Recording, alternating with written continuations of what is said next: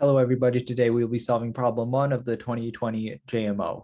Problem reads, let n is greater than or equal to 2 be an integer. Carl has n books arranged on a bookshelf. Each book has a height and a width. No two books have the same height, and no two books have the same width. Initially, the books are arranged in increasing order of height from left to right. In a move, Carl picks any two adjacent books where the left book is wider and shorter than the right book and swaps their locations. Carl does this repeatedly until no further moves are possible. Prove that regardless of how Carl makes his moves, he must stop after a finite number of moves, and when he does stop, the books are sorted in increasing order of width from left to right. Okay, I'm going to start by proving a seemingly trivial claim, which is that if initially you have two books and one of them is to the left of the other, they don't have to be adjacent. There can be books in between them. But if one of the books starts to the left of the other book, the only way in which you can get that the second book is to the left of the first book is if you have swapped them. And that's easy to prove because if the second book is to the left of the first book, it means that they must have crossed paths. There's a theorem, I think it's the intermediate value theorem, which states that for a continuous path, which starts at one y value and it finishes at the other, if it's continuous, it must pass through every other y value between them. And essentially what we have is the y value here is the difference between the positions of the second book and the first book. And in the beginning, it's positive. In the end, it's negative. And since you're only swapping adjacent books, the function of the difference, it's continuous.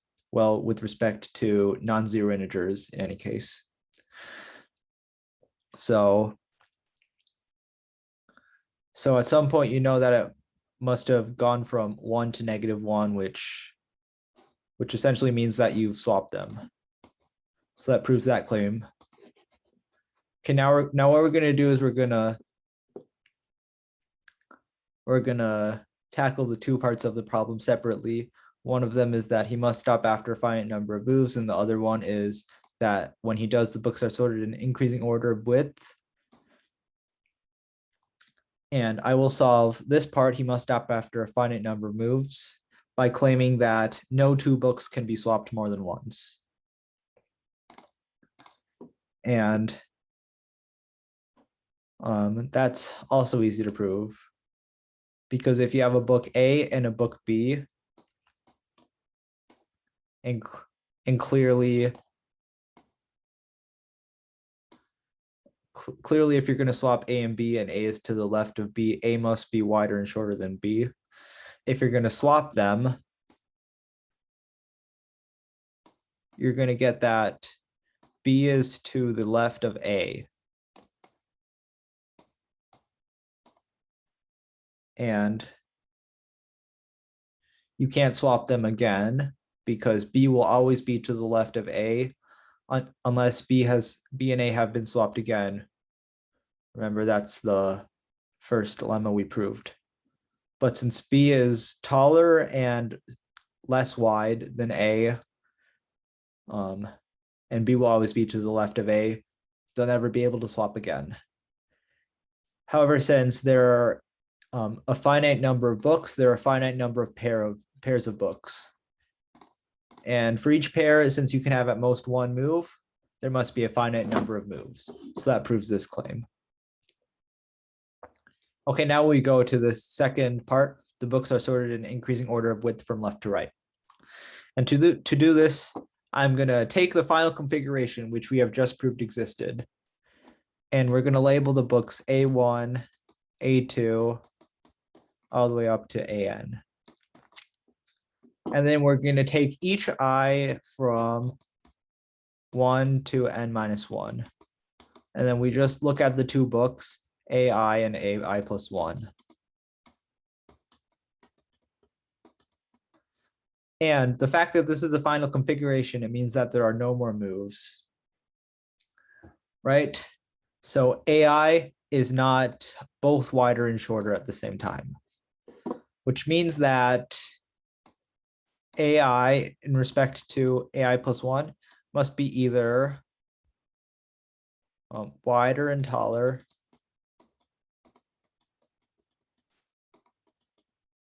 it could be less wide and taller, or it could be less wide and shorter. Okay, now I'm going to claim that this first case, AI is both wider and taller than AI plus 1. I'm going to claim that this first case is impossible for AI and AI plus 1.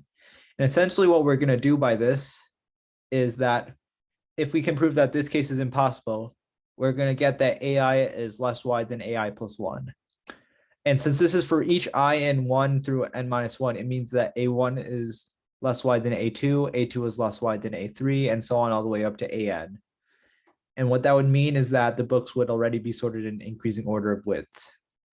So this problem just reduces to proving that AI cannot be both wider and taller than AI plus 1. And remember, we started the books in increasing order of height from left to right. But since assuming for contradiction that there exists an I such that AI is wider and taller, we'd have AI plus 1 initially started to the left of AI since AI is taller. In the end, they end up where AI is to the left of AI plus 1. And the only way for this to have happened is that AI and AI plus 1 must have switched at some point, because remember, we proved that in our first lemma. One book on the right can only be on the left of another book if they've swapped at some point.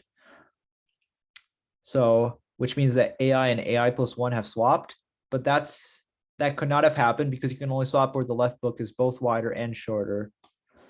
And since AI is wider and taller than AI plus 1, and AI plus 1 is less wide and shorter, neither of them could have swapped with the other. Neither book satisfies this criteria, which means that this wider and taller case is impossible. So AI must be less wide than AI plus 1 for I is in 1 through n minus 1, and we are done. Thanks for watching. I'll see you in the next video.